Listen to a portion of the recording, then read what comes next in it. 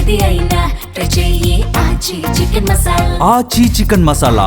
ఏపీలో local war అప్పుడే మొదలైపోయింది. Notification రాకపోయినప్పటికీ election మానియాలోని వెళ్లారు నేతలంతా కూడా. ఫలితాలు, ఎన్నికల క్యాంపెయిన్ పై నేతల మధ్య అప్పుడే డైలాగ్ వార్ నడుస్తోంది. ఓవైపు పార్టీ నేతల్ని సిద్ధం చేస్తూనే మరోవైపు ప్రత్యర్థులపై విమర్శనాస్త్రాలు సంధిస్తున్నారు.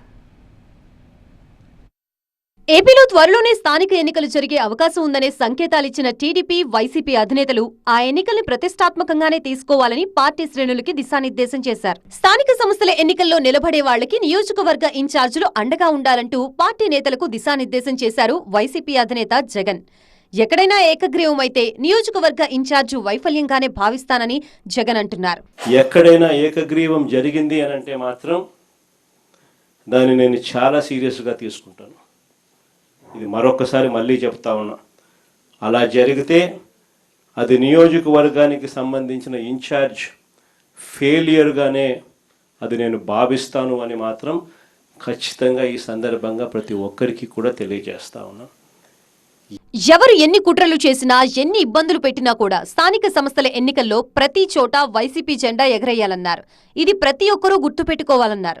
తమకి వైసీపీ తోడుగా ఉందని క్యాడర్, కింది స్థాయి నేతలు అనుకోవాలని, పార్టీ ఇన్ఛార్జి వరకు అండగా ఉన్నారనే ధైర్యం కల్పించాలని ఆదేశించారు. చంద్రబాబు నాయుడు గారు అనే వ్యక్తి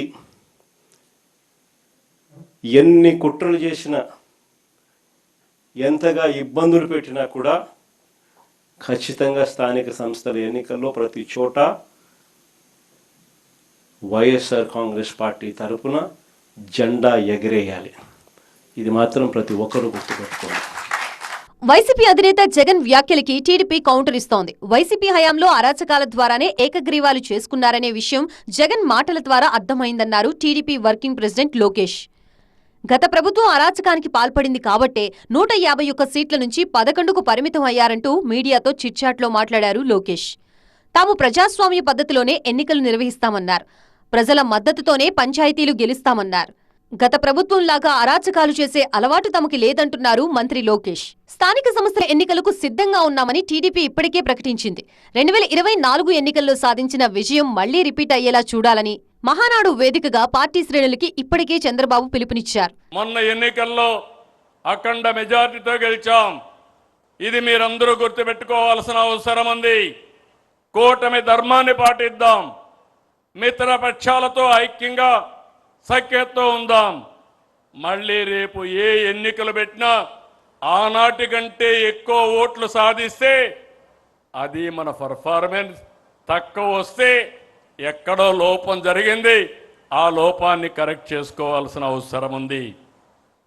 ఇంకొక పక్కన పార్ట్ టైం పాలిటిక్స్ వద్దు, అహంకారం వద్దు, ఎగోలకు పోవద్దండి. ఈ విషయం అందరం గుర్తుపెట్టుకోవాల్సిన అవసరం ఉంది.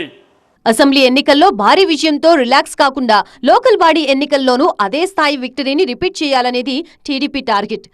మరోవైపు స్థానిక ఎన్నికల్లో సత్తా చాటి రాబోయే అసెంబ్లీ ఎన్నికలకు రోడ్ మ్యాప్ వేసుకోవాలని వైసీపీ భావిస్తోంది.